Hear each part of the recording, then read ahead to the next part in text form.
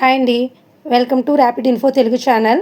Ration కార్డులు భారతదేశంలో కుటుంబాలకు గుర్తింపు కార్డు. ప్రభుత్వం అందించే అనేక సంక్షేమ పథకాలను అందించడంలో రేషన్ కార్డు అత్యంత ముఖ్యమైన పాత్రను పోషిస్తుంది. అయితే ప్రజలు చేసే ఈ చిన్న తప్పు కారణంగా వారి పేరు రేషన్ కార్డు నుంచి తొలగించి వారి రేషన్ కార్డు పూర్తిగా అయితే రద్దు చేయడం అనేది జరుగుతుంది. ప్రభుత్వ సంక్షేమ పథకాల నుండి ప్రయోజనం పొందాలంటే కేవలం రేషన్ కార్డు ఉంటే సరిపోదు. ఆ రేషన్ కార్డును సరిగా అయితే నిర్వహించడం అవసరం.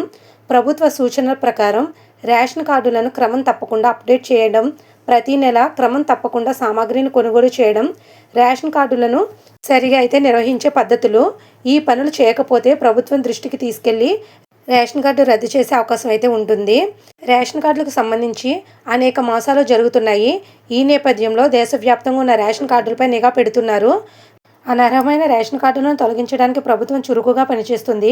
ప్రతి నెల రేషన్ దుకాణంలో వస్తువులు కొనాలంటే మీ రేషన్ కార్డును ఉపయోగించాలి. ప్రతి నెల వస్తువులు కొనకపోతే ప్రభుత్వం కార్డులను రద్దు చేసే అవకాశం అయితే ఉంది. రేషన్ కార్డులను ఆధార్ కార్డులతో అనుసంధానించాలని ప్రభుత్వం ఇప్పటికే ప్రకటించింది. ఈ ప్రక్రియను పూర్తి చేయని వారికి రేషన్ కార్డులను కూడా రద్దు చేయవచ్చు.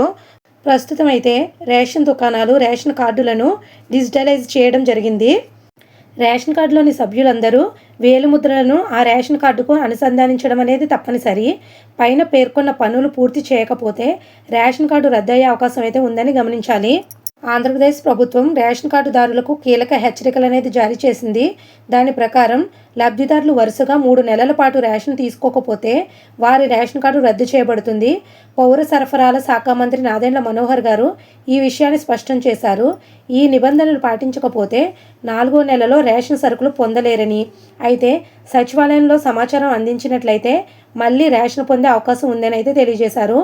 ఈకేవైసీ అనేది పూర్తి చేయకపోతే కూడా రేషన్ కార్డు రద్దు చేయబడుతుంది. ఇకపై రేషన్ దుకాణాలు రోజుకు 12 గంటల పాటు సేవలు అందించనున్నాయి.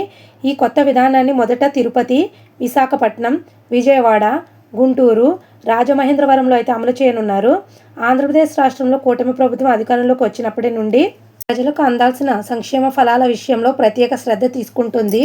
కాబట్టి ఆంధ్రప్రదేశ్ ప్రభుత్వంలో రేషన్ కార్డు కలిగిన ప్రతి ఒక్కరూ కూడా వరుసగా 3 నెలల పాటు రేషన్ అనేది తీసుకోకపోతే వారి కార్డు అనేది రద్దయ్యే ఛాన్స్ అయితే ఉందండి. అదేవిధంగా ఈకేవైసీ కూడా పూర్తి చేసుకుని అయితే ఉండాలండి.